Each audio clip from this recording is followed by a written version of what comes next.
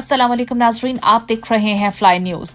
दरिया खान मरी से खबर शामिल करते हैं गुलाम मुर्तजा आरआई की। दरिया सिंध पर इजाफी केनाल के खिलाफ चलने वाली तहरीक छोटे बड़े शहरों के बाद देहातों तक भी पहुंच गई। तफसीलात के मुताबिक Sindh United Student Federation, GS Sindh, Qaumi Mahaz, Tehreek Insaf के कारकुनान और सिविल सोसाइटी ने गांव मीरापुर से एक पुरअमन रैली निकाली। 5 किलोमीटर का पैदल फासला तय करने के बाद सदमा पुल पट ईदन पर एहतजाजी मुजाहरा किया गया। रैली के शुरका ने कैनाल्स मंसूबे के खिलाफ शदीद नारेबाजी की।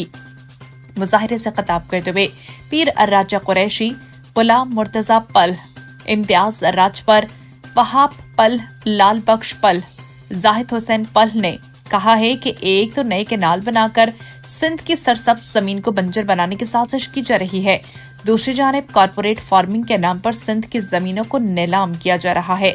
उन्होंने पंजाब और वफाकी हुकूमत से मुखातिब होते हुए कहा कि 7 करोड़ सिंधी अवाम कैनाल मंसूबे को रद्द कर चुकी है और जब तक इस नापाक मंसूबे को रद्द नहीं किया जाता तब तक हम चैन से नहीं बैठेंगे।